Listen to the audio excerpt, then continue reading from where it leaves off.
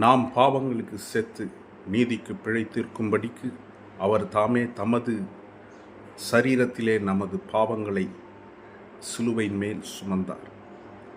இது நிமித்தமாக அவருடைய தழும்புகளால் சுகமானீர்கள் என்று 1 பேதுரு 2 அதிகாரம் 24 பதிவிடப்பட்டிருக்கிறது. பிரியமானவர்களே, எனவே விட முடியாத பாவங்கள், விட முடியாத குடிப்பழக்கம், விட முடியாத போதை வஸ்துக்களை நீங்கள் பயன்படுத்துகிறவர்களாக யாராவது இதை பார்த்து கொண்டு இருந்தால் இது உங்களால் விட முடியாது.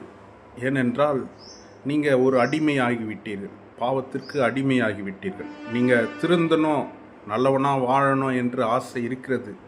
ஆனால் உங்களை வாழ விடாதபடி இந்த பாவ பழக்கங்கள் உங்களை பின்னுக்கு தள்ளுகிறது. பிரியமானவர்களே, இப்படி இருக்கும் பொழுது கர்த்தர் உங்களை விடுதலையாக்க அவர் தம்முடைய சிலுவையிலே நம்முடைய பாவங்களை அவருடைய சரீரத்திலே சுமந்தார். எனவே அவர் சுமந்ததின் நிமித்தமாக நமக்கு விடுதலை உண்டாகுகிறது என்பதை நாம் விசுவாசிக்கிறோம். இந்த குட் ஃப்ரைடே நாட்களிலே கர்த்தர் உங்களை விடுவிக்க வல்லவராக இருக்கிறார்.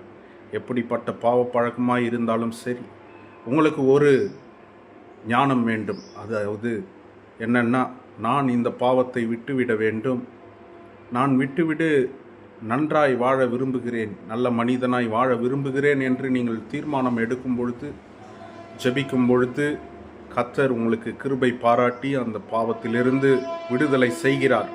எனவே நீங்கள் ஒன்றுக்கும் கவலைப்படாதபடி கர்த்தராகிய ஆண்டவரை நோக்கி பாருங்கள்.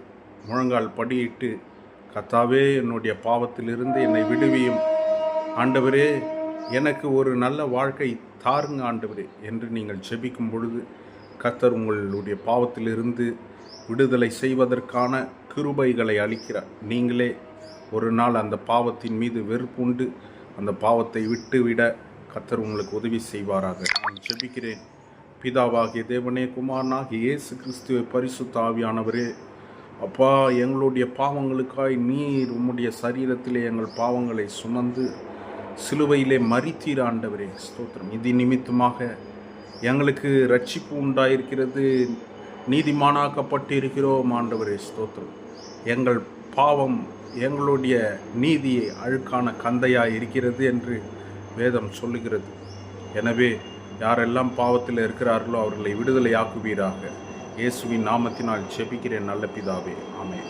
கர்த்தர் தாமே உங்களை எல்லா விதமான பாவ பழக்கங்களிலிருந்து விடுவித்து கூடிய சீக்கிரத்திலே கர்த்தர் உங்களுக்கு ரட்சிப்பை கட்டளையிடுவார். நீங்கள் தேவனுடைய பிள்ளைகளாகும்படி நான் ஜெபித்திருக்கிறேன். கர்த்தர் பெரிய காரியங்களை செய்வார்.